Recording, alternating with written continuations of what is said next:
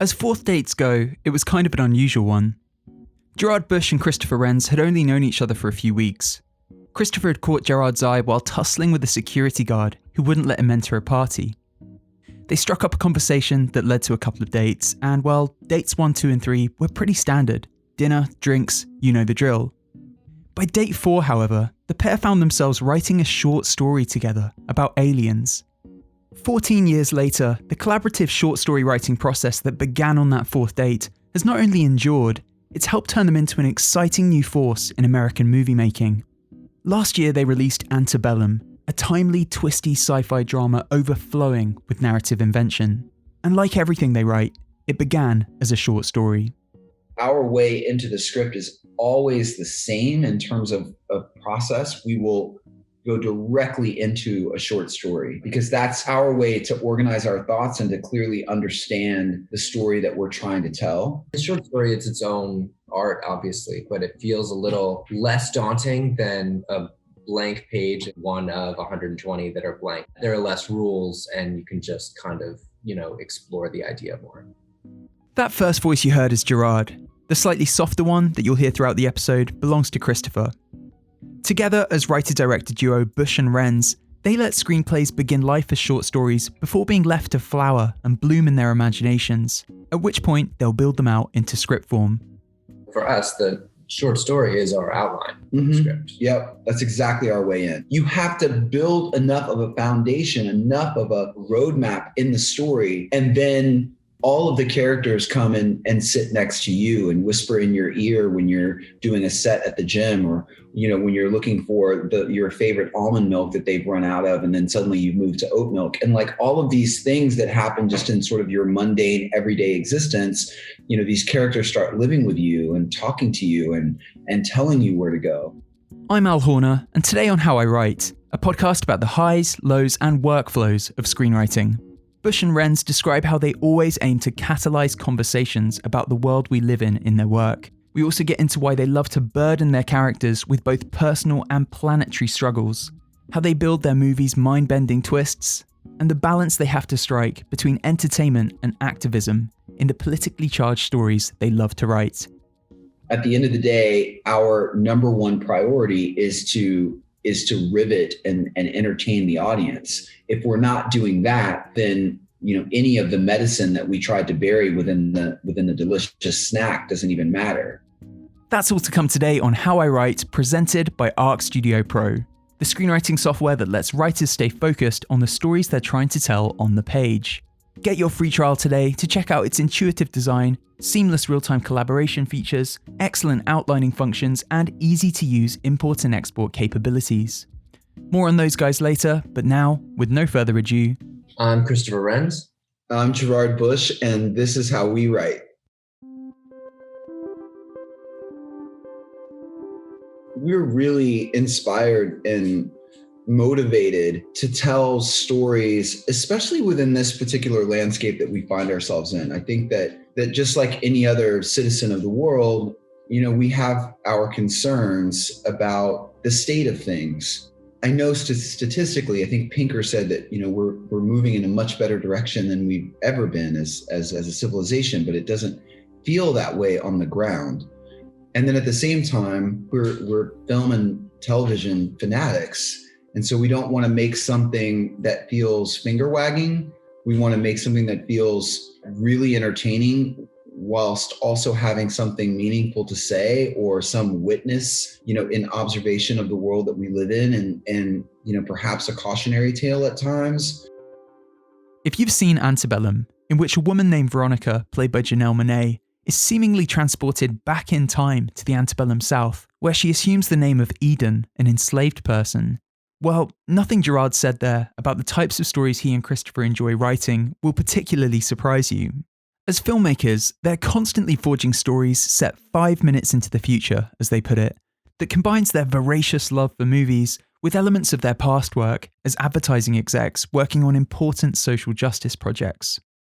For Christopher and I, it never even occurs to us that we would write something for the screen that does not have some kind of political message, that doesn't have something to say about where we might be going if we're not careful. As we sit here today, We're in the middle of a climate catastrophe that is completely out of control. We have, oh my God, a disinformation channel that is metastasizing across the world at a breakneck pace, and people are becoming really resistant or unable to perceive reality. We all just have our own warped sense of reality. And I think that spells disaster if we don't do something about it sooner rather than later. And so for us, it really, I think there are a lot of filmmakers, there are a lot of writers that are making really entertaining content. We don't make content. We make film and television. That's what we're committed to. The first step in their process together, generating story ideas, requires listening to the world around them. They do this because, well, you never know where inspiration may come from. Everything is an opportunity. Even speaking to you, even looking at the prints that are framed behind you and the microphone and just you and what that might mean later, in terms of another idea and a conversation that we're having about what we're writing. It's really just recognizing that everything around you and everything that you're experiencing is an opportunity for the page. It doesn't mean that it has to have anything specifically to do with what you're writing. It's that you understand that the world around you is filled with inspiration and information that's trying to reveal itself if you can just pay attention and be vigilant about everything that you're experiencing as a human, having a human experience, and putting that on the page for the characters in the story. Once they have an idea that they're excited about, before it becomes a short story, Christopher and Gerard spend hours talking and exploring their own emotions around that subject, leaning in to the most vulnerable parts of themselves. It's giving one another permission to speak about something, to have an idea, and to not be judged, whatever the idea may be. Look, I think that for us and for many writers, it's the vulnerability that gives you the way in. It's being able to sort of confront those parts of yourself that are really afraid of the variety of directions that you can go. And so for us, living in the same house, in the same space, being partners for 14 years, we are able to have some really meaningful discussions about and around what we are thinking or feeling at any particular moment. It may not necessarily have anything to do with what we're writing. Now they have an exciting premise and a rough sense of what bigger questions the story might ask, Gerard and Christopher start figuring out who the perfect character is that could sit within this situation. What inner struggle could this character be facing that would complement the outer threat that they have to contend with? We're always just trying to lean into the thing that feels really authentic to the story and that feels like an interesting perspective in the middle of a bunch of UFOs visiting or some uber intelligent alien visitor, that there could be a mixed race couple that's dealing with their own sense of loss, while in the backdrop, we are dealing with, as a civilization, the most consequential event that's ever happened in the world. That becomes much more interesting to us than just a UFO visitation, if that makes sense. One thing is always for certain. Whichever character they end up crafting as our lens into the story, they have to go through some kind of metamorphosis. This is what story is all about, says Gerard.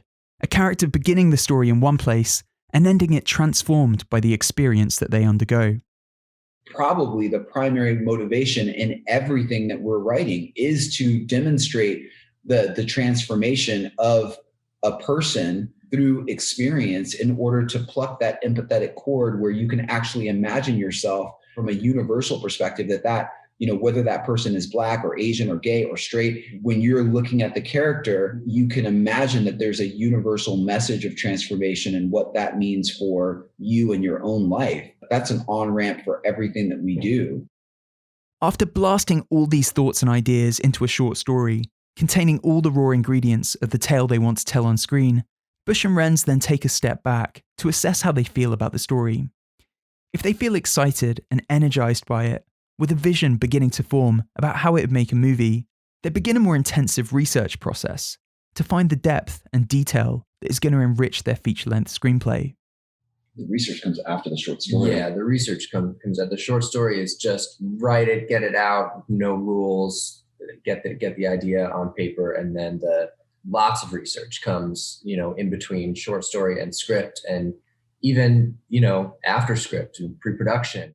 Like with Antebellum, there was tremendous rigor in the research. We really needed to get it right. There are some members of the audience that might not even recognize what they're looking at, that they would have to go back on a second watch or a third watch to pick up all of the little details of the research and the authenticity as it relates to those characters. We are committed to tremendous rigor in the research that we're doing, because that's the entire point, is to say that this is not so far-fetched.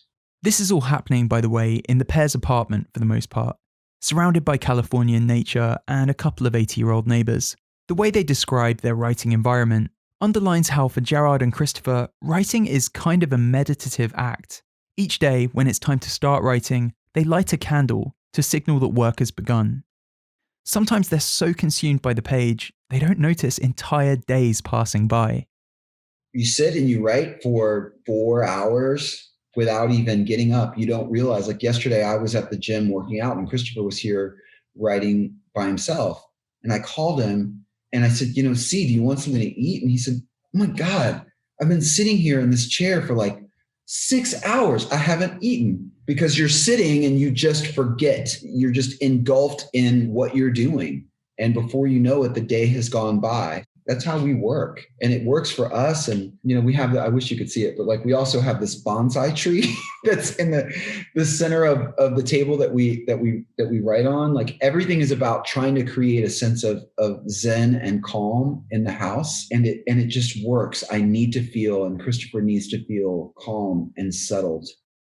What's great about us as a duo is, one of us can put down an idea for a scene, write it through, send it to the other person, and then they kind of expand and edit and adjust. And I think that's part of the magic in our working together. If you're one person writing something, you think, well, that's not that great. And I don't even know why I'm going in this direction. And oh my God, no one's going to like this. But maybe I like, it's like your brain goes into these sort of, circles. Whereas, when it's two of you and you've established what the game rules are, it's a lot more fun, at least for us.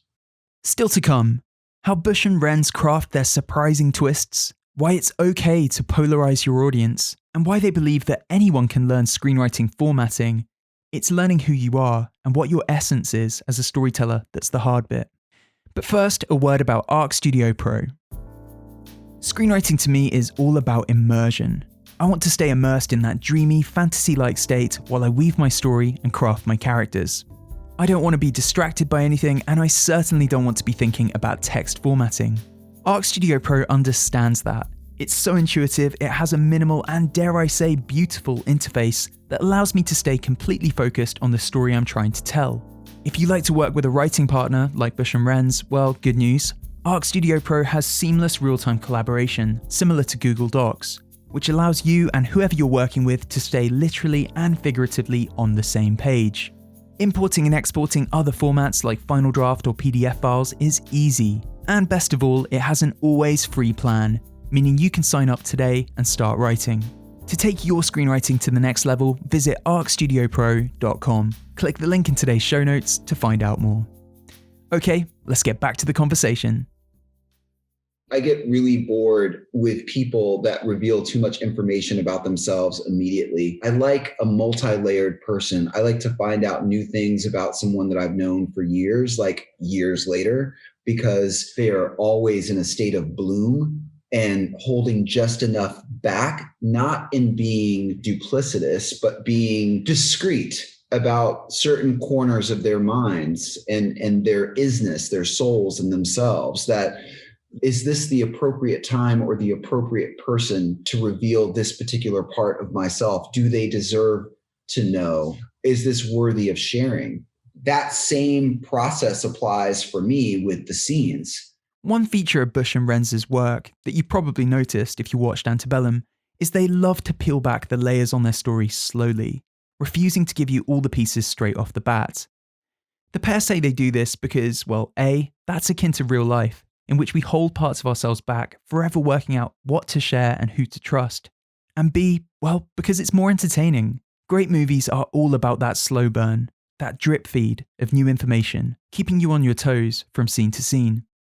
For me, a script and a story are a series of seductions. You have to know when to reveal a certain piece of information that keeps the audience enticed and engaged without giving so much away that it's a yawn. It's just this delicate balance of peeling back another layer at precisely the right time. It's not that you always get it right. I think that, when you're writing a script and you become so close to it at times that it becomes increasingly difficult to see what may be obvious to someone else. And that's when the producers who are not living that material day in and day out become really, really helpful, because you might think that you've struck that, but you might be overplaying it, or you might be holding too much back. If you're yet to see Antebellum, well, I'll warn you now, the movie has one hell of a twist. If you've tried writing a story with a twist in, you'll already know that they're very hard to make feel natural. Often they just feel like a shock tactic designed to yank the rug out from underneath your audience. So how do you make one effectively? Gerard and Christopher say the key is to only add a twist if you can do so elegantly, in a way that feels true to the thematic questions that your script is posing. Whenever you try too hard to pull out a sort of magic trick, I think it's reductive to the material. And I also think that it can prove really damaging to the art that you're making or what you're putting on the page. I think if you have a sort of natural rhythm, we were talking earlier about how the story tells you where it wants to go. With Antebellum, the entire point, like when you think about the word antebellum, which all of a sudden is just in crazy rotation. It was kind of like a word that was out of circulation. And then suddenly now it's like a word that has garnered a lot of attention. And so when you think about that word and how Veronica Henley, played by Janelle Monáe, passes the sign, and the definition of the word antebellum is the period before a civil war, and specifically the American Civil War. And the question that we were posing to the audience was and is, are we talking about the Civil War of the past or the Civil War that's to come? And so I would say, as advice to any screenwriter in terms of a big twist, it becomes about a question, and the question that you're posing to the audience, and at what point you want to deliver that question without any ambiguity, that you want complete clarity around the question that you're posing. And there might be the best, most elegant opportunity for a twist. When it comes to formatting their screenplays, the pair don't let themselves get too bogged down in the supposed rules of how your script is supposed to look. Ultimately, they say, what matters is the story and the part of yourself, your fears, your vulnerabilities, that you've let bleed out onto the page. There are so many different ways to approach the writing process. And I think that it's really important that, yes, we respect structure, and that we respect that there are a set of protocols that we've collectively agreed to, that what this process can look like for script to screen. But I think that if we don't play in between those spaces, that we can miss a big opportunity on some really extraordinary stories to happen. And I think that there are people out there, writers, that might be a little intimidated by the process. They should not think so much about that and try to focus more on a feeling that they have for what they're writing. And the mechanics of it, you can always get there. It's the feeling and the idea that is unique to you. Everyone can replicate a formula. It's the essence that people cannot replicate. So I would encourage writers to really lean into their essence, and the mechanics of it will work out itself. You'll learn that. At the end of this entire process is a great feeling of creative satisfaction. That's not to say that Antebellum was met with universal acclaim. Gerard and Christopher are the first to admit that the movie kind of polarized audiences. This was by design, explains Gerard. A huge part of their writing process is wanting to catalyze a conversation. They want to be disruptive. It informs the types of stories they try to tell, and this, in part, is why they write. when you're making something to rattle an audience, to not create something prosaic, but something that is activating and at some points disturbing for the entire purpose of catalyzing a conversation, then you have to be prepared for a polarizing response. But now that we've had it, I wouldn't trade it for the world. I think it's exactly the thing that we set out to do, is to make disruptive art. And if you make disruptive art, you've got to be strong enough. You have to be brave to take everything that comes along with that. The most cathartic process for my own self-healing that is available to me is to write, is to sit there with these characters and to write. There's a respect. I don't want to call it a worship, but the desk, the table that you write, it's an altar, it's a ceremony, and it should be respected, because your imagination, it's just such a beautiful thing. It takes you places that are well beyond physical construct. And that's extraordinary to me. I'll never understand for the rest of my days where it comes from. It's a really beautiful experience when you commune with your imagination.